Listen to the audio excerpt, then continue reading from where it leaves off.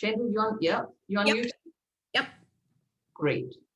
Okay, first of all, I want to begin by thanking Yocheved Davidovitz for introducing me to you. She hosts an amazing Shmira Salashin on the WhatsApp, which I've belonged to for a few years. And she's now doing a podcast that you were on. So that's where I first heard you, Shaindel, and I thought, oh, I have to get you on Drops. And Baruch Hashem, you very kindly agreed to come on Drops. So thank you very much. And Okay. over to you. Okay. So thank you so much, ladies, for sharing your time with me. I know we're all on different time zones. It's morning for me, evening for you, probably like smack in the middle of, 4:45 my time is haywire house. So thank you all.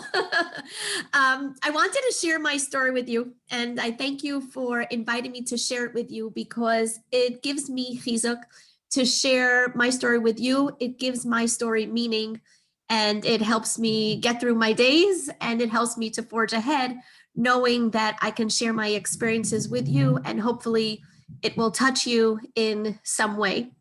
So as a background, I grew up in Queens, New York, and I thought I had a pretty typical life.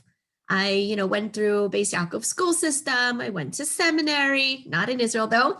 I went to seminary and I was looking to marry a boy who would be learning in yeshiva, spend some time in Kollel, and then the long-term vision was that we would go out and live in a smaller community someplace, not in New York City, where we could share Torah, where we could teach Torah, where we could be part of a community and really feel like we are making a difference and not just, big fish in the big city where you don't really get noticed and it's hard to feel if you're making a difference or not. So I'll get to more of the story in a minute, but basically at 10 years ago, my life went off track, and that is why I'm on with you today to share what happened. So when I met my husband and we started to go out, we discussed these ideals. My husband, Yehuda Simes, was from St. Paul, Minnesota. He had studied in WIT, that's the Wisconsin Institute for Torah Study, that's the Chafetz Chaim High School in Milwaukee. And he had studied in Chafetz Chaim in Israel, and he, at the time, was learning in Chafetz Chaim in Queens in New York. And he also shared those visions of the Chafetz Chaim Derech, where one stays in yeshiva, you learn, you strengthen yourself, you learn, and then based on a Musar background of studying and reinforcing your midos, then you can go out and share your Torah knowledge with others. So, of course, on our dates, we discussed, what the future would look like, where one would want to live, things like that. And he talked about living out of town. And I said, well, yeah, I could see myself living out of town, Chicago, Miami, those are all out of town places. And he's like, no, Shaindel, that's not out of town. That's, big city. That's the same as New York. No big deal. I'm like, okay, we'll discuss it when the time comes. You see, my husband grew up in St. Paul, Minnesota in the 60s. And St. Paul, Minnesota today is an out-of-town community. Its sister city, Minneapolis, the Twin Cities as they're known, is a bigger community now. But when my husband was growing up, there was really very, very little infrastructure in St. Paul and very little in Minneapolis. Whatever there was mostly in Minneapolis. That's where the day school was. He used to bus into the day school. But St. Paul was really a growing community. And my in-laws were very, very instrumental. Isaac and Asna Simes, together with cousins, the Silverbergs, the Kutoffs, they were very instrumental in bringing more of a vibrant or a Torah life to the community of St. Paul. For many years, my in-laws hosted a shul in their home before they actually had a building front. My father-in-law saw the need to have a mikvah in St. Paul, so he rented some space and he had a posek come down and build a proper mikvah. My mother-in-law was the mikvah attendant for many, many years. My father-in-law started a proper Chevra Kadisha. He was in charge of the cemetery, and he would, before Yantifs, he would also, be at the cemetery every Sunday, helping people that were coming, make kelmales. And he would make, they would have a wine sale before Pesach. They had a matzah bakery in the basement of the mikveh premises for many years. So my husband was used to out of town. His family were pioneers. They were growing St. Paul, Minnesota, and that's what he wanted to do as well. I shared the sentiment, but I grew up in New York. I'm the oldest of 5. My family was living in New York, and I'm pretty close to my family. I was the oldest. Nobody else was married. My youngest sister was about 5, and I didn't see myself being too far away from my family for too long. So we compromised, and we said, okay, when the time comes, we'll deal with that as is necessary. It depends on what our needs are when we're up to that stage. So over the years that my husband was in Kollel, I was teaching, and I had always wanted to teach. It's something that I love to do even as a kid. And I was teaching, doing what I loved. We were growing our family. And in 2001, we had our 5th child. So we had a boy and 4 girls. When my husband was finishing Kollel, when he got smicha, and now came the choices on the table where we had to decide, okay, where are we going? Like, what are the requirements? What are we looking for? So I told my husband, I said, listen, I'll go with you practically wherever you want to go. 2 conditions that I have, just 2. Number 1, we have a boy and 4 girls. So I want to make sure that I don't have to send away my daughters for school. It's common for boys to go away for yeshiva. It's not unheard of, but it's less common for girls to go away for high school. And I just couldn't see parting with my girls. I wanted to make sure that there was a girls' high school in the community where we were going. Worst comes to worst, if there's no yeshiva high school. So we'd send my son off to yeshiva. That's what my husband did at 14. He went away to yeshiva. And there's enough Chafetz Chaim high schools around the country. Surely one of them would be a good fit for our son when the time came. And the other condition that I had was that I wanted to be in somewhat of a normal driving distance to New York City, to Queens, where my family lived. So whatever that meant, I didn't have a number because I've never really ventured so far in a car with 5 kids, but it had to be, not 2-3 days of driving. Okay. So, different job offers are coming in. We're hearing about different options for various reasons on either our end or the other ends. Things didn't work out. And then we heard about the city of Ottawa, Ontario, Canada. Ottawa is the capital of Canada. Toronto is the capital of Ontario. And it's an 8-hour drive from New York City, meaning that you could technically leave first thing in the morning and be in New York by the evening. In fact, on one of our drives in, we did that. We left just after davening in the morning for winter vacation. And we pulled in to Queens at about 4-something, just in time for mincha. To which my kids exclaimed, do you mean that it takes shorter to drive to New York than how many hours we sit in school every day? That's not fair. So it was a normal driving distance to New York. And we went up for a pilot trip. Friends of ours lived there already. A couple friends of ours were moving that summer, and they're the ones who told us about it. So we went there and we actually checked it out. We met people in the community. My husband gave a model lesson in the school there. We met the rabbis in the community, and it looked like such a warm and a friendly, growing community. We really wanted to be a part of it. We wanted to make a difference. So after all of the details were arranged, my husband accepted the job, and we made our way to Ottawa. And it was exactly what we had dreamed up. It was exactly what we had hoped for. It seemed like our life was, falling into place. Everything was going into plan. We had done the kollel years. He got smicha. I supported him. He did side jobs on the side. We had, quote unquote, made it. And now we were out in the big world. And Yehuda was working in the Hillel Community School, which it was a very, very vibrant school at the time. And he was teaching grades 4 and up. I forget exactly which years he started out teaching which grades, but pretty quickly he became very, very popular. Yehuda loved teaching, and he loved people, and he could relate to all kids of all backgrounds, of all ages. He was caring, he was sensitive, and he really understood what their needs were, and he was very accommodating. And this was one of the first times that the children were exposed to somebody with such a love of learning, such a love of Torah, and such a prime example of living the ideals of Torah really meant.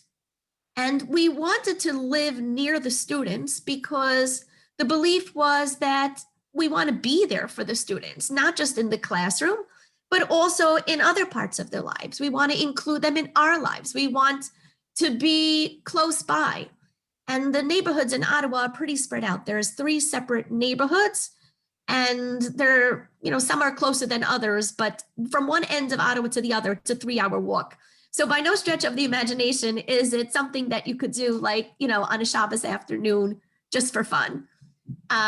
So we decided to live in the neighborhood where most of his students lived. It was called Craig Henry. It's like a neighborhood with Craig Henry Center Point, which is where the biggest population of the students lived. In this way, we could invite the students over for Shabbos and not have to worry about, driving issues.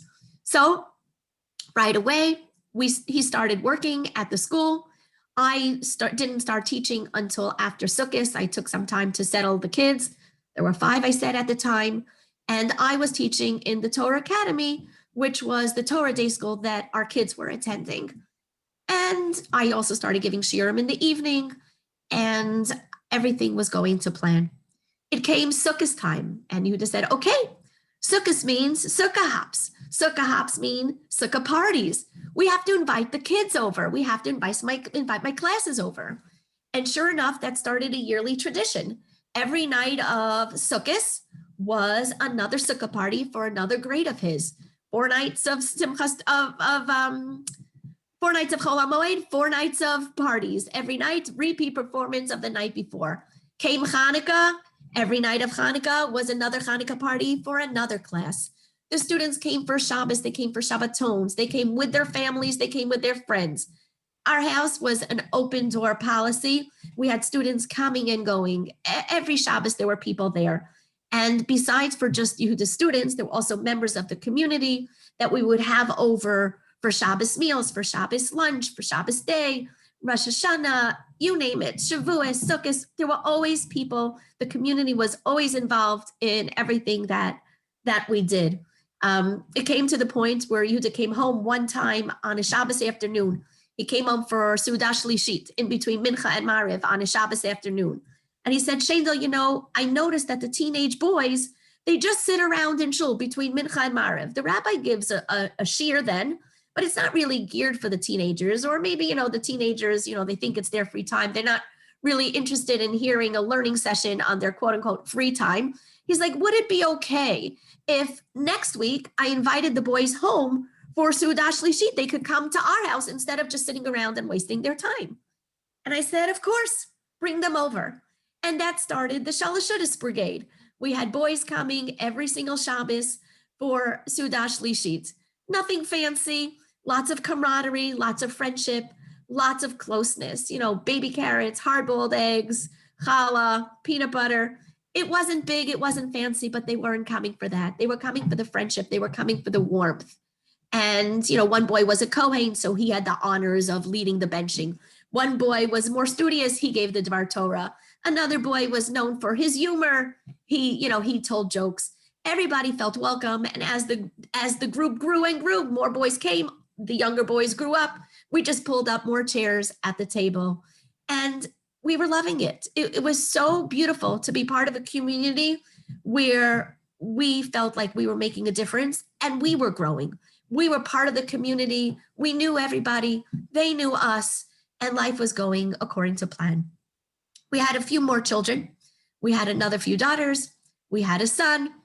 And the kids were always involved in everything that we did. When there was a Hanukkah party, when there was a Purim party, the kids participated. They set the tables. They organized the games. They knew Abba students.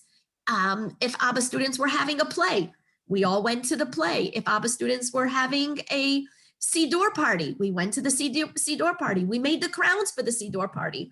That is what our life was. Life was evolving around and revolving around programming for the students, programming for the families. Then came the year 2010. At that point, we had 8 children, and we were expecting our 9th, our youngest child. It was the end of the year, and we were looking to start our summer vacation a little bit early, but really we had some business to take care of. You see, when we came to Ottawa, those deals that we made about being in driving distance to New York, that didn't change. But there was a deal that I had made, and that did change. There was a girls' high school in Ottawa when we came. Our daughter was in 2nd grade.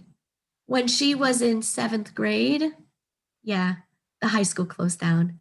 So here I was in Ottawa with 6 daughters and no high school. 2 sons, 6 daughters, no high school. There was a boys' yeshiva high school. Ironically enough, our oldest son, Shmuley, attended yeshiva high school all 4 years in Ottawa, but we had to send away our daughter. And in 2010, we had sent away our oldest daughter to Montreal. Montreal is 2 hours away from Ottawa. So she boarded by a lovely, lovely family during the week, came home most Shabbosim, and then it was time for our next daughter, who was a grade or so below her in school. We had to decide, what do we do with Malka now for high school? And we were torn. We really were torn, because sending away our daughters was not something that I had wanted to do to start with. Sending Asna to Montreal was hard enough. I could tell you how many nights I cried in my pillow sending my daughter away. But we decided that we had 2 criteria for sending our children away. Either it would be close to home or with family. So for Asna, we chose the close to home option. And then for Malka, we had a family option, because my sister and brother-in-law, Friedel and Eliezer Lerer, had moved to Rochester the summer prior. And my brother-in-law is still the headmaster of Ora Academy in Rochester. And we felt that Rochester would be a good fit for Malka to go to high school, because one of the main reasons was that my sister was there and she could be with family. So on the last Shabbos, the Shabbos of about June 18th or so, 2010, we decided that we were going to go to Rochester for Shabbos for multiple reasons. Number one, to get away a little bit. I had finished work that week. The kids were finished school that week. You just still had a few days left of teaching into the next week, but nothing so pressing that he would be, worried about time or have too much preparation. It was the last few days of school. He didn't have much going on. The kids already have, a foot out the door. They're already, on summer break in their head. And then we also knew that on Sunday, our academy was having their graduation. And we figured it would be a good time to go for Shabbos, meet the community, meet the people, go to the graduation, and see what the school is like, so that Malka could start to meet girls that would be in her class, be in her school, so that come September, she'd be more familiar. And it was a lovely, lovely weekend. We spent a nice time with our sister. We spent a nice time with the kids and the family. Sunday, we went to the graduation. It was very nice. Girls got up and spoke about their experiences. And, everything was routine. We, left. We parted with plans for the summer that my husband and my brother-in-law Eliezer were going to meet up in Queens at Yeshiva Chavetz Chaim for their Yarchei Kala coming up in a few weeks.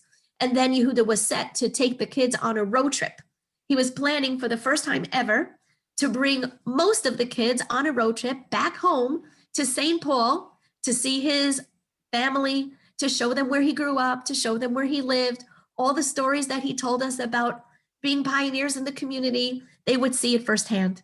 I was going to be staying home with the 2 youngest because my obstetrician said that I couldn't travel. I was due Rosh Hashanah time. I was due in September, and he said it would be too much for me. He didn't like that idea of me on the road for too long. Okay, it was a dream. He was going to go, and everyone was very excited. We leave on our trip. It was late evening, Sunday, June 20th, headed back to Ottawa. And from Rochester to Ottawa, it's about a 4-hour drive. We were an hour into the trip around Syracuse, and my husband told me that he really needs to daven mincha because it's getting late, and it's a good place to stop. Once we get further up the road, might be less places to stop. Let's pull off. He's going to daven mincha quickly, and then we'll get back on the road. So we pull off at an exit. He stops in front of I think it was a motel with a big parking lot, gets out of the parking lot, stands up beside the car to daven mincha. At that point, we had no way to know that that would be my husband's last time ever standing on his own 2 feet. He davens mincha, he comes to the car, and he says, Shaindel, my head is hurting me. It's still a 3-hour drive. Can you drive for a while? I'll take a nap in the car, and then I'll switch with you. So we switched seats. I got into the driver's seat. He sat in the passenger seat, tilted back the seat a bit, and went to rest his head. We're driving along. It was a routine trip. We knew the roads. Kids were, imagine, my son we had left home. He didn't come for the weekend. So we had 7 kids in the car, everyone strapped in, everyone where they were supposed to be, seat belts, booster seats, car seats, everything, everything appropriate per age, per size. And we're, going along on our journey. The kids are snacking, kids are singing. And at one point, we are further into the journey, and my son calls on the cell phone. He tells us, hi, just checking in on you. When do you think you'll be home? How much longer? Where are you? And we said, well, we just saw a sign that said 20 miles to Canada, which means 20 miles to the border. Depending on how long it takes at the border, we have an hour and a half from the border to home. So we'll be home in about 2 hours. He says, okay. The kids are all talking about Shabbos, who did what, who they saw, the whole deal, just chatting around.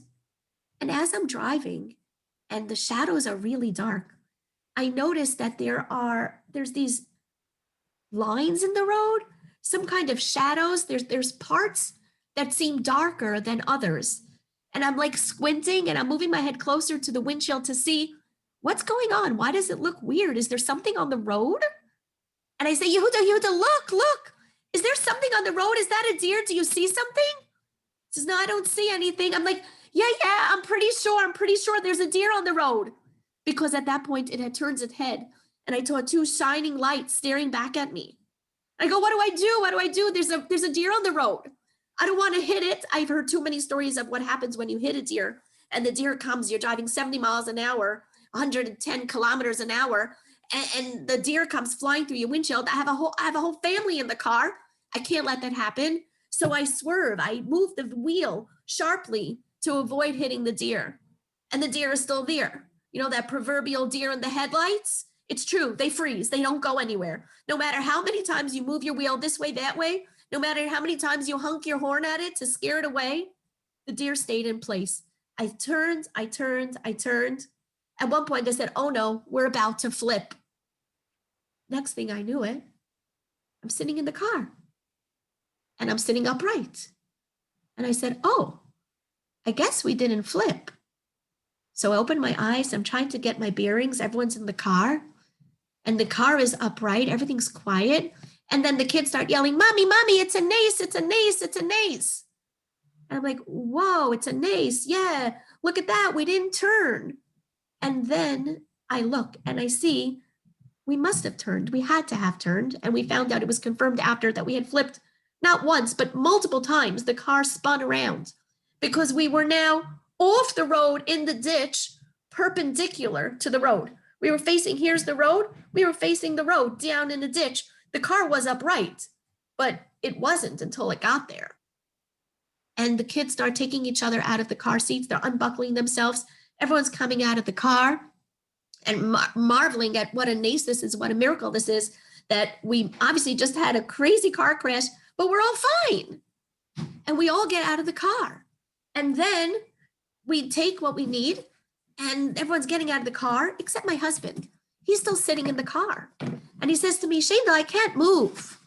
And I said, well, yeah, you're stuck in the car. It's okay. Look, I see help. Help is coming. They'll get you out of the car. Because by that point, the highway was flooded. It was the I-80, flooded with lights and sirens, police cars, fire engines, fire trucks, ambulances, everything. There had been a car driving behind us who saw the accident, called 911, and literally within seconds, there was lots of help on the road, which was really, really a chesed of Hashem, because there could have been nobody on the road. We could have been there for a while, but immediately, lots and lots of help. We were flooded with help. And I'm out and they're talking to my husband in the car and the kids are in the car and they're asking everyone how they're feeling. And the kids say they're all fine. And then the paramedic comes over to me and he says to me, "Excuse me, ma'am, are you expecting?" And I remember looking at him indignantly, like, "Excuse me? How dare you ask me that? Like, who do you think you are? I don't even know you. Like, never ask a woman that question. That's highly personal." And I looked at him and I said, "No, I'm not." And he goes, "Ma'am, are you sure?" And I said, "Yeah, I'm sure." Now, I had told you before that I was due Rosh Hashanah time. This was June. I was highly expecting. I carry large. It was obvious that I was expecting, and he was just being polite, actually. And then in the background, I hear my daughter yelling, "Mommy, Mommy, yes, of course you are. Don't you remember? We're having a baby. You told us we're having a baby." And I said, "Oh. So I start looking down at my clothes to see what I'm wearing. I'm touching my stomach to try to feel and remember. And I'm like, yeah, I'm pregnant. Yes." And the man says to me, "Ma'am, when are you due?" I don't know. I have no idea. And my kids are freaking out. My kids are screaming, "Mommy, Rosh Hashanah, Rosh Hashanah. Remember, you said the baby's coming Rosh Hashanah time. Remember, Mommy, you said that you're not working this year because you're going to get 1 year of maternity leave." You see, it was my 9th child. And back in New York, you only get 6 weeks, if you're lucky, of practically unpaid maternity leave. And my sister-in-law always used to tease me that I should come move to Israel because in Israel, I'd get 3 months maternity leave. So I teased her back that I moved to Canada and I got 1 year. The problem was that for 1 year of maternity leave in Canada, you have to work like 600 hours or something. And I was working part-time. So I never qualified for it either. I was back to my 6 weeks. But for my 9th child, I decided I was going to treat myself. I was going to work extra hours so I would be eligible for the 1 year health care of maternity leave and spend a year home Googling at my baby. That was the plan. But now here I was, not even remembering that I was expecting or when I was even having this baby. And it took a few minutes where everyone's yelling, "Yeah, Rosh Hashanah, Rosh Hashanah." And I'm like, yeah, that started to sink in. It started to sound familiar. I was in shock. I didn't remember a thing. So they said, "Ma'am, we have to take you now. We have to take you to the hospital. We have to check you out. We're concerned for you. We're concerned for your baby." I said, "No, it's 10 o'clock at night. I'm in the middle of the highway." "No, I'm not leaving my kids in the highway in the middle of the night at 10 o'clock. No, just no." And he said, "Ma'am, you're coming with us." And I said, "No, I'm not leaving my kids." And he bent down and looked me straight in the eye like you would talk to like a 2-year-old having a tantrum. And he said, "Ma'am, we need to check you out. We need to make sure that you're okay. We will be responsible for your children. We will take care of them. We will bring them to you. They are also going to come to the hospital. We're going to divide them up, an older kid with a younger kid, divide them up amongst 2 ambulances, and they'll follow you." I had no choice. I let them take me. I didn't know yet. I didn't know for a while what was going on, what I left behind at the scene of the accident.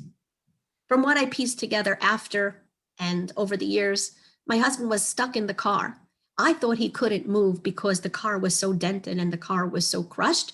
They did indeed need to use the jaws of life to cut open the car to be able to get to him, to get him out. But it took several hours until I found out more of the story. So meantime, I'm taken to the Watertown, New York General Hospital, community hospital, just like a local place. They check us out, and Baruch Hashem, the kids were all fine. One daughter got 4 staples in her head, 4 stitches, but that was it.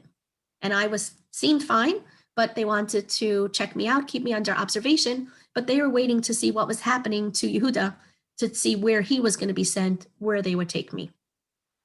And I kept asking, any news about my husband? Where's my husband? Are they bringing him here? What's happening? Where's my husband? No news, no news, no news.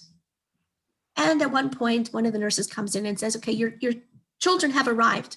Would you like to speak to them?" I said, "Yes, of course." And she said, "Do you want me to bring them in one by one, or do you want the whole group together?" I said, "Well, being that the youngest is 2 and the oldest that's here, because my son was home, the oldest that's here is about 16, I should probably see them one by one. A 2-year-old and a 16-year-old, you're going to talk to them differently." So they come in, and of course, they're all concerned. And one daughter says, Mommy, is Abba going to die?" And I said, "No, Abba's not going to die. Why would Abba die?" "Mommy, is Abba gonna die? And I said, I don't understand. Why do you think Abba would die? I was talking to him. You were talking to him. He was in the car. He just couldn't get out. They're going to help him get out. But why would he die? I was talking to him. He's as much as alive as me and you. She didn't believe me. She didn't believe me. And I was talking to the kids. They went out. They're waiting on the other side of the curtain. And I'm still trying to get news from a nurse. And finally she says, okay, we have some news for you. And I said, okay, what? And she says, well, we know now that your husband has a spinal cord injury. And my mind froze for a second because at that point I was blissfully unaware of what entails in a spinal cord injury. The only part that I knew was that spinal cord injury affects your walking ability. And that was my only thought at the time. So I asked her, I said, can he walk? And she kind of didn't look me straight in the eye, not like those other medical personnel. She turned around and I heard her say, no, he can't walk. And at that point, I took a deep breath because at that point, I knew that I had two choices that I had to make. One choice seemed really, really good. And that choice was to throw the pillow over my head, to throw the blanket over my head, and check out, just completely check out and just hibernate and wait for this whole horrific nightmare to be over. That seemed like the easiest option of all. And for a few minutes, it sounded really good and really enticing. On the other hand, though, I had kids waiting for me on the other side of the curtain. I had kids that needed parents. I had kids that would be counting on me. I couldn't check out. I didn't have that choice. It wasn't a choice. I had to stand up to this. I didn't know what this meant. I didn't know what the challenges would be. I had no idea that someone who can't walk, they're not just sitting in a wheelchair looking pretty because they can't walk. There are so many other health complications and so many other peripheral issues that happen when a person has a spinal cord injury. I didn't even know about that. I figured, okay, we'll have to figure this out. He won't be able to walk. We'll put him in a wheelchair. Not the greatest thing, but how bad could it be? I had no idea. But I knew that I had to be strong, and I had to be strong for myself. I had to be strong for my kids, and I had to be strong for my family. Life as we knew it changed on a dime. All those things that we had been doing until then, all those things that we had fulfilled, all those passages of milestones that we had checked off our nice little neat boxes, stopped. It froze for a while, for a really long time. We couldn't do those things anymore. My husband was in the ICU for 3 months. They had airlifted him from the scene of the accident to Syracuse, New York, which has a world-class trauma center. He had spinal surgery there to stabilize his spine. He had a very, very high spinal cord injury. It's C4, C5. So for those of you that have like a medical, any kind of medical background, that's really high. That's like up by the neck, which meant that he was paralyzed from the chest down, from the shoulders down, and he couldn't move anything. He had surgery there. He was airlifted from Syracuse back home to Ottawa. And then after 3 months in the ICU, he spent 6 months of inpatient rehab in Ottawa.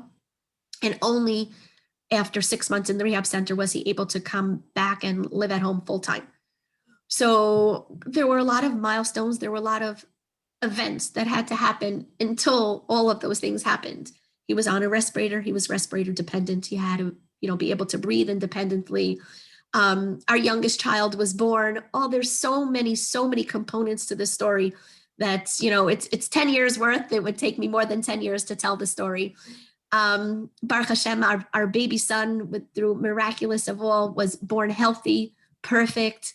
And there's a beautiful documentary online from the Ottawa Hospital General Campus, the annual report 2010. You could see a beautiful documentary of how, for the first time ever, and hopefully for the last time, the ICU and the birthing unit coordinated to bring my husband from the ICU to be at our baby's birth. It was really, there wasn't a dry eye in the room when that baby was born. And as emotional as it is anytime a child is born, when my husband made it into the room when my baby was born, and they handed the baby to my husband to hold, like in that moment after birth, it was something, it was of a higher echelon. It was something that I can't even describe to you. So there were highs such as that, and there were a lot of lows. Spinal cord injury comes with a whole host of medical challenges, and being that my husband was very fragile because of where his injury was, it affected his diaphragm, which means that it affected his breathing, which meant that he was susceptible to pneumonias, chest infections, and all kinds of nasty infections like that, which ultimately is what took his life. He passed away 4 years ago. He was respirator dependent for the last year and a half, 2 years of his life. About 2 years of his life again. So, but I wanted to share with you 2 points which helped me at the time, which helps me still today. And I internalize more and more as each day goes on. So when I learned these 2 lessons, I thought I knew them. I thought I understood them, and I shared them with others. And then each time I share it, and as I live through more, I realized that there are so many levels and so much depth to how we can know something, that heart and mind connection. At first, it was in my head and I spoke it, but now it's something that I really, really firmly believe. And it's something that is so strong within me. So along the journey, there's 2 main things that I learned. And towards the beginning of the journey, sometime, I think my husband was still in rehab center, maybe shortly after. So sometime within a year of the accident, a friend of mine called me and she said, Shaindel, come, I'm taking you out tonight. I said, I'm not going anywhere. It's nuts here. No. And she said, no, you need to get out a little bit. I said, yeah, where are you going to take me? Ottawa is not exactly known for its, high social pact, calendar there. There's not usually very many things happening in Ottawa. She goes, no, there's a speech going on at the Kollel. It's a video recorded speech, and I think that you would enjoy it. I said, what's the speech? And she said, well, it's called Coping in Challenging Times. And I said, are you kidding, Rachel? I'm going to leave my challenging time. I have my incapacitated husband with caregivers, my kids, my newborn. I think I know what challenging times are. I could be the spokesperson for challenging times. Thanks for the thought, but I'm not going. And she said, no, come, get out. Just get out. Take a break. I said, okay, if you insist. She ended up convincing me. I ended up going with her. I had no interest in being there. I had no interest in socializing. She took me in, I made the polite, hi, the small talk, sat down in my seat. They turned off the lights. They turned on the video. And one of the speakers comes on screen and she's describing what happens to the neshama before it's born. And she was saying that the neshama is shown a video of what's going on in its life from birth until 120, of everything that it's going to do, of all the choices it's going to have, of all the choices it's going to make. And the neshama is nodding along. Yes. Okay. Because you see, when the neshama is up on Shemayim, the neshama is completely ruchnias. The neshama is completely spiritual. And the neshama at that point is not deterred or disturbed by physical things, by things that are down here in this world that tempt us or distract us. And it knows that everything that happens is for a good cause.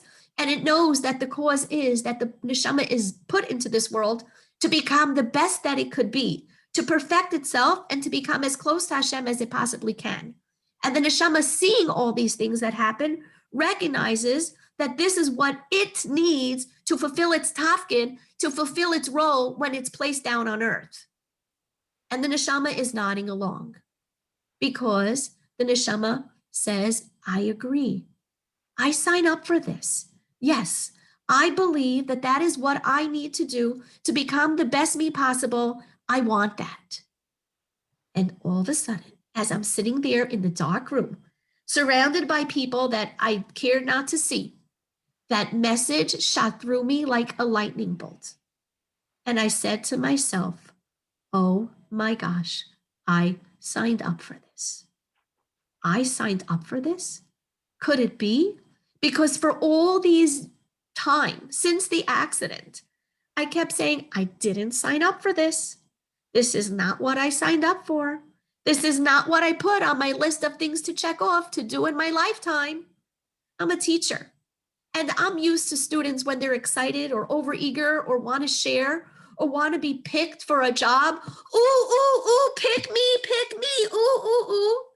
And for the months I had been saying, I did not go, ooh, ooh, pick me. Yes, yes, please, me. I want to be the wife of a quadriplegic with 9 kids. Yes, yes, please. I didn't. But I just learned that, yes, I did. Yes, I did. Before I was born, my neshama said, yes, yes, that's what I need to become the best Shaindel Simes possible. I need that. I'm going to sign up for that. I want that. And down came Shaindel Simes onto this world. And it stunned me. I don't remember the movie ending. I don't remember the lights being turned on. I don't remember everybody else leaving, but at one point I realized I think I was the only person in the room. I even asked my friend Rachel about it after. I said, how did I get home? Was I the only person in the room or did you take me home? He said, of course I took you home. I didn't leave you there. So I don't remember anything after that.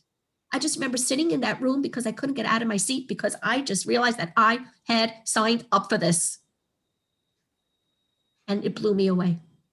And it was something that kept me going because there were days that were really, really hard to keep going. Health challenges, caregiver challenges, medical challenges, coping challenges, you name it. And I would say to myself, I signed up for this. I signed up for this. And if I signed up for this, well then by golly, I'm going to do this right. I don't know what that means and I don't know how, but I am going to make this work. And I am going to do the best that I can at this job that I was given, whatever that means.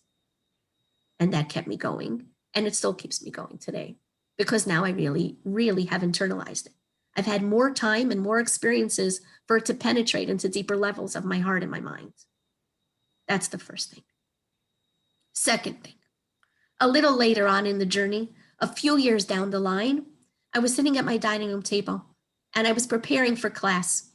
And the portion, the pasuk that we were up to in Chumash was in Ve'eschanan, where Moshe Rabbeinu is davening for Hashem to allow him to go into Eretz Yisrael. He so badly wants to be part of the Eretz, which is our Yerusha, that was promised to Avram, Yitzchak, and Yaakov. And Hashem told him no for various reasons which are beyond the scope of today's talk. And he davened 515 times to go. And finally, the pasuk tells us, Hashem says to Moshe, Rav Tov Lecha, enough for you. It's enough. And Rashi comments, Rav Tov Hatzafun Lecha. So much more is hidden for you. There's much more greater things that await you. And I thought about that and I said, much more greater things that await you. That's enough? 1 second, let's think, who are we talking about? Moshe Rabbeinu, whose only goal in life was to become as close to Hashem as possible, who certainly met and exceeded that goal. Think about all the descriptions in Torah about Moshe. Moshe is Eved Hashem. Lo haya, lo kam b'Yisrael k'Moshe od. There he was the greatest Navi. He was Ispaklaria Me'ira Panim El Panim. Moshe Rabbeinu who took Bnei Yisrael out of Mitzrayim. Moshe Rabbeinu who split the Yamsuf. Moshe Rabbeinu who brought the 10 Makos. Moshe Rabbeinu who went up on Har Sinai 3 times each for 40 days and nights and lived without food or drink or water or anything. He was that close to Hashem. And he wanted to go to Eretz Yisrael. We all want to go to Eretz Yisrael. We all want to go for the Kedusha of Eretz Yisrael, but do we appreciate it as much as Moshe did? Moshe wanted to go to Eretz Yisrael because he understood the Kedusha of the land. He understood the power of a mitzvah that he could do there that he couldn't do anywhere else. He understood the power of each mitzvah that was only taloi ba'aretz, dependent on living in the land. He wanted to do that. It wasn't enough for him that he had done whatever mitzvahs he had done in the 120 years of his life. And Hashem said, no, I have something greater for you. There's something more for you. You think you know what you want. You think you know what's good for you. You think that going to Eretz Yisrael would be the best thing that happened to you? I have something better. Rav Tov Lecha. I have something better. And I felt like that lightning bolt shocking my system again. And I said, oh my gosh. I thought I knew what was good for me. I thought I knew what my life should look like. It did not include quadriplegia. I thought I knew. And Hashem said, no, Shaindel. Rav Tov Hatzafun Lecha. I have something better for you.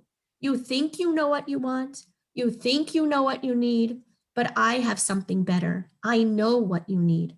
I know what you need to become the best Shaindel Simes that you can become. And this is how. And I sat at the table, repeating the words to myself, Rav Tov Lecha, Rav Tov Lecha. And I got up from the table and almost in a trance, I circled the dining room table round and round and round, repeating those words. I walked into my kitchen and I circled the island round and round and round. I have something better for you. I have something better for you. And then I went back to the dining room, ripped out a piece of paper from the notebook that I was taking notes in, wrote the words in huge on the piece of paper, ran back to my kitchen, pinned it on with a magnet to my fridge, and ran and called my friend and my sister and a few other people and said, you are not going to believe what I just learned. And it meant so much to me. It had such an impact on me. And it was something that has really kept me going that I turned it into a magnet. I actually had it printed where it says, Rav Tov Hatzafun, I have something better for you. It has the Rolling Rabbi logo, my husband's blog. It has my logo for the shiurim that I give. And I give them out when I speak. I know it's international. Everyone's in a different country now. But if you want to contact me, I can see what we can do to arrange for you to get a magnet. Something that's on my fridge to remind me every single day. We think we know what we want. We think we know, but Hashem knows better. Hashem has a plan for us, and his plan is the plan which is going to make us become the best that we can be. And after all, that is why we are put in this world. We're put in this world because we are here to become the best that we can. If you notice on my logo over here in the corner, there's a butterfly. Try to put it close so you could see that. I've always loved butterflies. Butterflies are just dainty, delicate, almost carefree. They flight around like they just flighting, soft and delicate. And I think back to a story that happened to us one of the first few years that we were in Ottawa.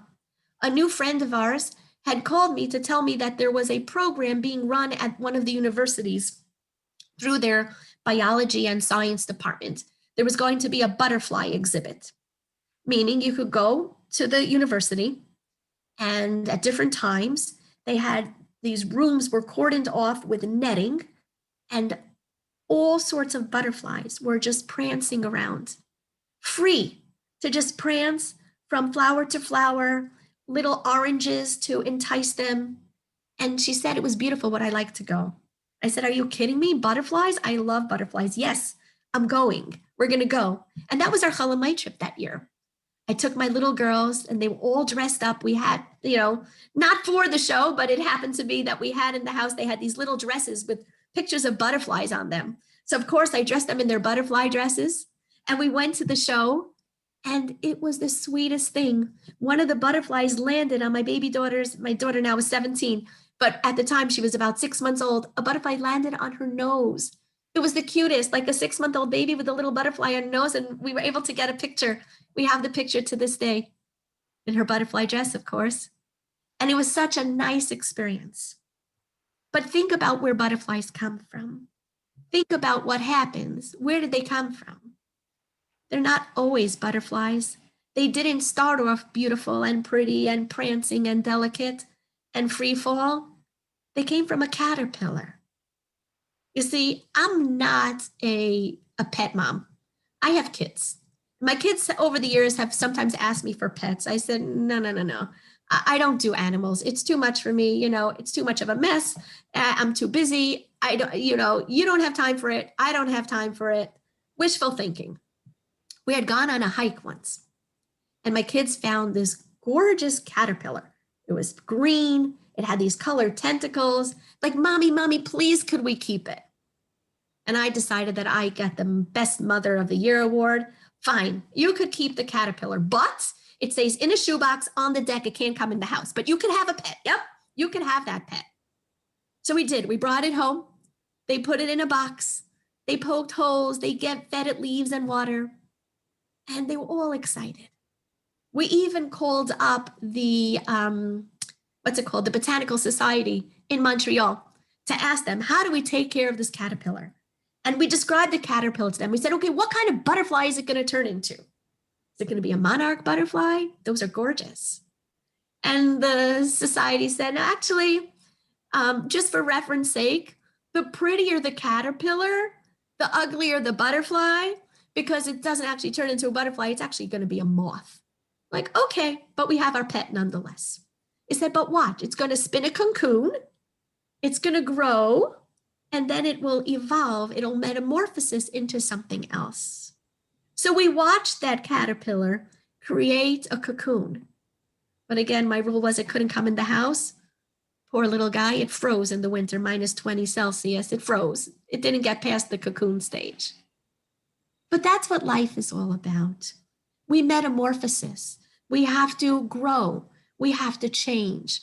We have to become in order to be that beautiful thing, in order to be that beautiful creation, in order to be the best me that I can become. I have to metamorphosis. And that butterfly now is a symbol to me of the growth that I have made and the growth that hopefully I will continue to make. Because I can say right now that I'm not the same person that I was 10 years ago. I'm not the same person that I was 5 years ago. And hopefully I can say that I'm not the same person that I was a week or two ago even. Because we always need to do those layers, go into that cocoon, evolve and grow and to become. And to remember, Rav Tov Hatzafon Lecha, I signed up for this. This is what Hashem destined for me to become the best that I can. And this is how I can do that. I signed up for this. I agreed to this and try to become the best me that I can. And that is something that gives me chizuk. And I hope that it's something that ignites something in you. It's something that, resonates with you to some degree. And I share that with you because by me telling it to you, I feel like every speaker says this and it's become cliche, but like when speakers say, I'm not really talking to you, I'm talking to myself, I'll become cliche. I need the reminders. I need the repetition because I go through my day. My husband passed away 4 years ago. Baruch Hashem, my oldest 4 children are married. I have 3 grandchildren. My youngest son is 10. And I have seen a lot of nachas. I have had a lot of simcha. But yes, I'm on my own. So I ask, for chizuk to continue to bring up and to raise my family and that my children should grow in the way of Hashem. And I thank you for listening to my story because by hopefully giving you chizuk, it gives me chizuk. And I'm not here to rate anybody's life stories. Everybody has something. Everybody has their challenge. There's no right or wrong. One friend once called me, she was fetching about something. I don't know, maybe her washing machine broke. I forget what it is. And she was complaining and fetching. And she said, oh, Shaindel, I'm so dumb. I'm so sorry. Like, how could I fetch to you about that? You're dealing with so much worse. I said, listen, I'm human. Please don't forget the human side of me. I also fetch when my washing machine breaks. I also fetch when my kitchen sink overflows. It's regular, it's life. I'm not here to rate challenges. Don't tell me this challenge is more, this challenge is less. We're not here for that. But everyone has something. And as long as we can be there for each other and give strength to each other, then we can rise to the top and we can grow and we can get past the challenges and see, if not today, if not tomorrow, if not in this lifetime, but to see the plan that ultimately Hashem has in store for us. Thank you so much for listening. And if anyone has any questions or comments, I need to share. I would like to ask you something. I know your husband won something like the equivalent of Teacher of the Year award, correct? Yes. So Okay. it's called the Green Spoon Award for Teaching Excellence. And it's a national award, US and Canada. And he won that award, yeah. Can I ask you, what would you say was some of the most difficult, challenging times? What would you say was some of the most difficult things for you to contend with? The fact that there were so many components happening at once. So I had 9 children, an infant, right? So I was dealing with newborn stage till 17 years old. So I had a kid at every stage, from the not sleeping at night stage, feeding every 3-hour stage, to toilet training, elementary school, learning how to read, starting high school, finishing high school. And then was my husband, who was physically very limited. He eventually, through a lot of rehab and a lot of therapies, was able to move his arms and lift up his arms for purposeful movement. I'll never forget one of the most emotional times that I could think of after the birth of our son was when my husband had he called it a Tehillim brigade. He had different men that came every day of the week to help him put on tefillin and to help him daven. He couldn't turn the pages of his siddur for many, many months. And of course, when it came time for Shema, he couldn't move his hand to his eyes. He couldn't even raise his hand off his lap. And over many, many months, he was able to raise his hand from his lap to his waist, from his waist to his chest, from his chest to his neck, from his neck to his chin, from his chin to his mouth. Like finally, it took a long time. And then he was finally able to bring his hand up to cover his eyes. And that first time when he was able to cover his eyes to say Shema, the first time, I felt like I was standing on like Admas Kodesh. It was like being in the Mishkan or the Beis HaMikdash. There was so much depth and so much beauty in watching him express his complete devotion to Hashem by, closing out the outside world. V'yahavta es Hashem Elokecha, sheyehi shem shamayim misahiv al yadecha, that the name of Hashem should become beloved through you, and how he always cried at the beginning, how all he wanted in life was to become an Eved Hashem, to serve Hashem. And he thought that his Avdus Hashem, his way of serving Hashem, was in the classroom. And now that he couldn't be in the classroom, how would he serve Hashem? And we always, we teased him after how he thought that his classroom was going to have 30 kids in it at a time, and now the world became his classroom through his blog, through his, they became very high profile, and he became a role model for faith amidst adversity. And Miss Shem Shemaim was Miss Ahiv Al Yado. Till this day, people are still telling us about the impact that he made on their lives, both before and after the accident. But back to your question, there were also his health challenges where we, there's even amongst the stable times, he was always in the realm of chole sheyesh bo sakana. He was always in the realm of an invalid, according to halacha, meaning that when it came to Shabbos, our Rav told us anything means anything. Like if we weren't sure if we were allowed to do something for him, the answer was always yes. There were no ifs, ands, or buts. It was yes, because his health was so precarious. And, at any given second, his health could plummet. If he would get an infection, he could immediately go septic.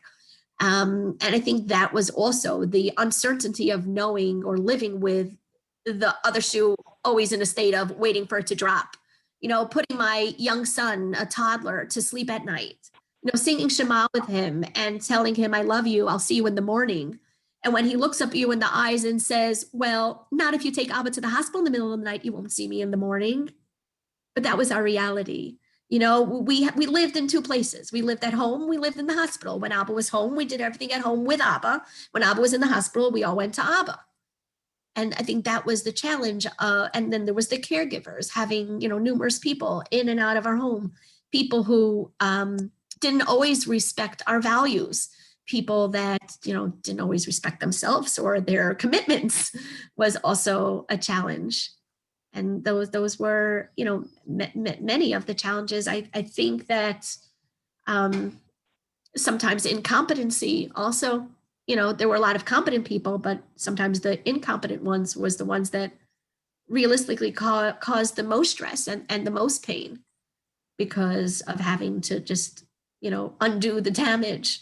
And anytime my husband ended up in the hospital, it was, you know, not a short-term stay, and the, you know, the ramifications were big. He had to, took a long time to recuperate. And over the years, as, you know, as good as it was over the year, you know, as healthy as he was at any given time, over the years, it set him back. One other amazing situation, I see Becky on there, she'll vouch for this one, was that my niece in Eretz Yisrael and Efrat got engaged.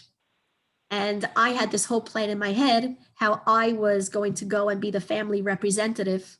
This was 2 or 4 years after the, maybe 4 years after the accident. Becky, what year was it? 2012?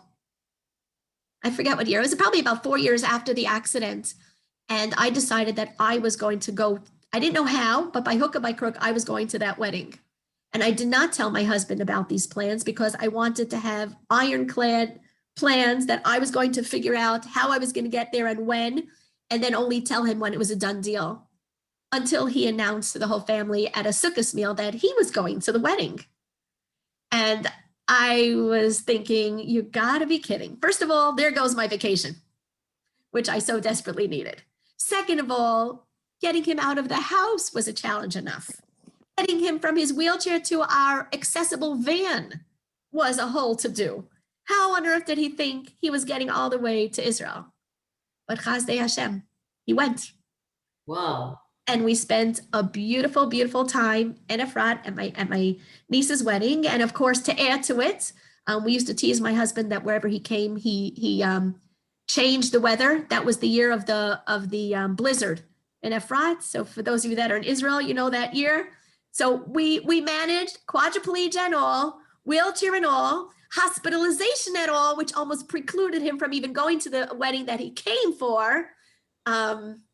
He triumphed, and he said that was his win over quadriplegia, that he could go back to Artseinu Hakdosha. Wow. Yeah.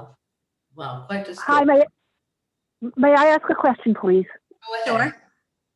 I wanted to ask you, I was driving and I pulled into a parking lot now so I could take the information. 2 questions. Can you please reference the pasuk from Parshas V'Eschanan, where you took your beautiful quote? Can you please, what parak and pasuk is it? Okay, so it's Sefer Devarim, Perek Gimel, pasuk Chavav. Beautiful. And I also wanted to ask you if you can give us information about your website, you know, your husband's, and how we can get the clip about what happened with the Ottawa hospital when your husband was zocheh to hold his newborn. Okay, so my husband's blog, Rolling Rabbi, he called it Rolling Rabbi because he was on wheels and because he rolled with the punches. So rolling, ROLLING, RABBI.com. And the link at one point for that documentary was on there. I just don't know where to find it on there exactly. But if you do a Google search for Ottawa Hospital Annual Report 2010 and put in the name Simes, it should pop up.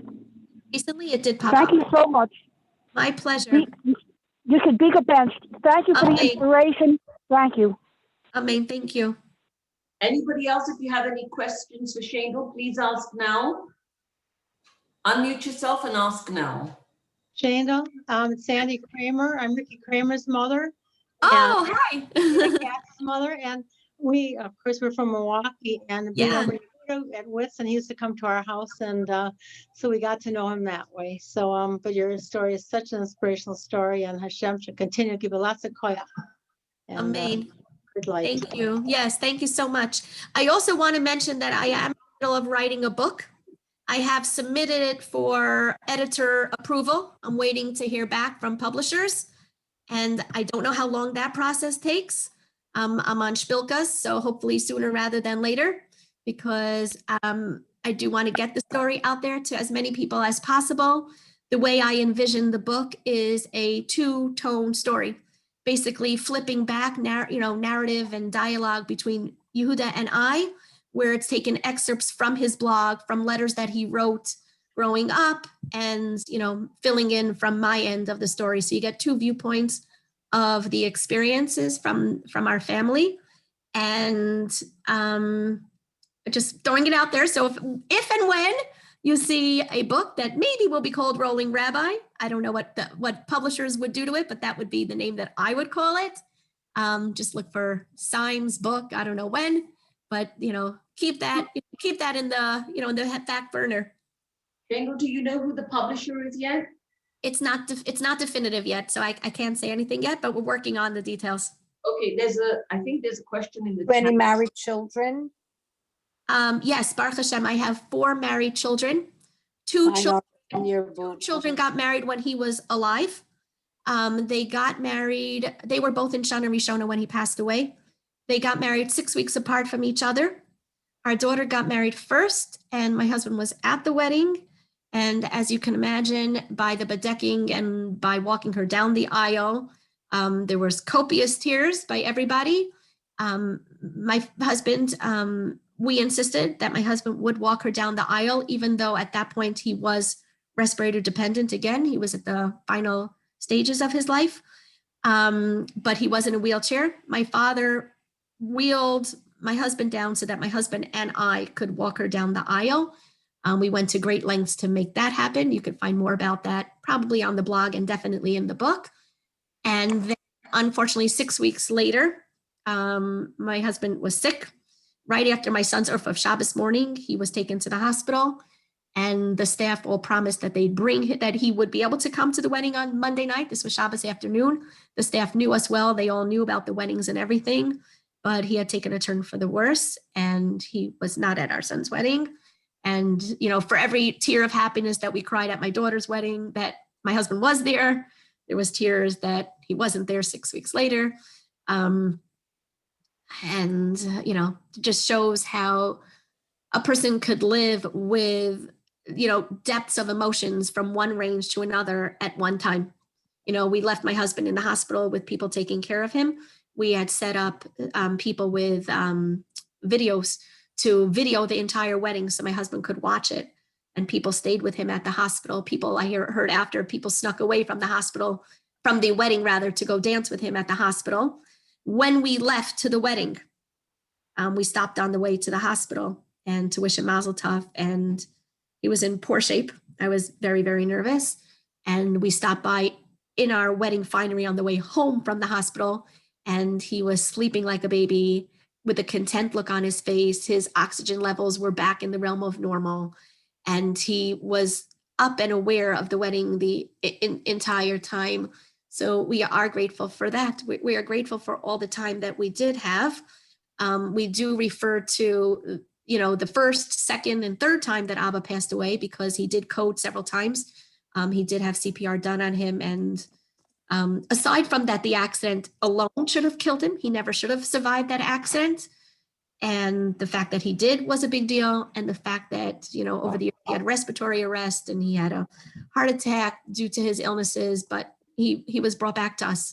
And Hashem gave us from June 2010 to February of 2017 to share that time with him. And every minute of life is valuable. Every minute is precious in whatever capacity. And to think what he accomplished in those years, to the effect of, after he passed away and people would talk about everything he accomplished after the accident, our kids said, "Can someone please tell us about things he did before the accident?"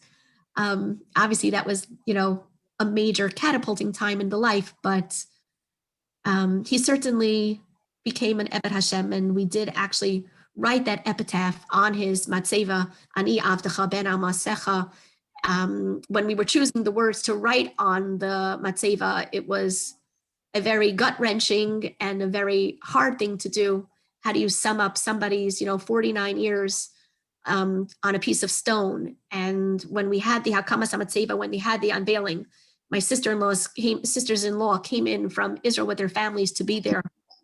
And my sister-in-law, Judy, looked at the matzeva and she said, did he tell you what to write? Did you know? I said, no, he didn't tell me what to write. And she reminded me of a story that she thought I knew, which I didn't. It was the first time I was hearing it. She had come in with her family one summer to visit and to spend time with Yehuda and us. And one of her sons interviewed my husband for some assignment that he had for school. And the question that he asked him, which I'm very impressed that he was bold enough to be able to ask, because it was something that I never wanted to go there. He said to him, what would you want written on your matzeva? And my husband answered, Evet Hashem. So it was a chizuk to me to hear that we were validated in what we put, and that he was able to, he really did. He was, you know, his emuna, his bitachon, his simchas hachayim, just strong, like strong. Go to his blog and you'll see. And I think what the book does is that it also elaborates what was going on at the time that he's, you know, saying these beautiful thoughts. I tell you what was really going on. So you have like a background for what, you know, he was saying that, and it's beautiful thoughts. But when you hear what was going on in his life when he was saying it, it's that much more meaningful, and it's that much more inspirational. And, you know, he should be a Meilitz Yosher for all of us. Man, he not only Can I for all of ask you, you- but for all of Klal Yisrael, and you should have a sachamunah and bitachon, and you should have rov hagefen, hatzlacha rabba b'chol ma'aseh yedechem, git gesund gebench, long years, Amen. Parnasa b'shefa Yiddish and nachas and Doris Yiddish and Neshamis, and you should have whatever you need in Ruchnis and Gashmis. Amen. Thank you. And Excuse I- me, can Yeah. I ask if his speech was affected by the accident? his speech, yeah, it was very much so. He couldn't speak above a whisper. It was not the same tone that it used to be, and he couldn't sing. He was saddened that he wasn't able to sing. He loved to sing, and he wasn't able to sing after it. It took time for him to be able to speak more words without needing to gasp for breath. But yeah, his speech was definitely affected. Shem should bless you always. Amen. Thank you. And I can be reached at shaindelsimes@gmail.com. And if anyone wants a magnet, I could try to get it to you. I don't know, here in the States, the US Postal Service is, I don't know, having issues with Corona, and I don't know if and when things get delivered, but I can do my best if you'd like a magnet. Or Where do you live now? I'm in Queens in New York. Oh, you now. Part of moved- Queens? you moved So to I New moved York. back to Queens a year ago. My family is in Queens. I moved back. At that point, also, I had more kids living in Queens than living at home, because, like I said, all my girls I had to send away for school, high school. Then they went to seminary, and then they came to New York because there's nothing for post-high school girls in Ottawa. And I was left home with the 4 youngest kids. I guess they were like 8, 10, 12, and 14, 13, 11, 9, 8, something like that. It was time to come back. Hashem should bless you with everything you want and need for all Amen. you and all the children and grandchildren. Mitzvah Hashem. Ad Yemos Thank Hashem. you. Amen. Amen. Thank you. Which part of Queens are you in now? In Kew Garden Hills. Oh, I used to live in Hillcrest. Okay, so yeah, right up the street. Nice place. Yes, it's very nice. Shaindel, thank you so. It was My really- pleasure. Thank you. And where is everybody? I'm just so curious. We have some English women on. Oh, definitely. From the Eretz Bronx. Yisrael, Eretz Yisrael, Eretz Yerushalayim. Yisrael. Yeah, South Africa. Modi'in. Atlanta, Georgia. Manchester. Oh, Atlanta. Nice. Rama Bet Shemesh. Maryland. Oh, Ramat Shemesh. Thank you very much. Shemesh. wow. Thank you very much. Okay. Wow. Okay.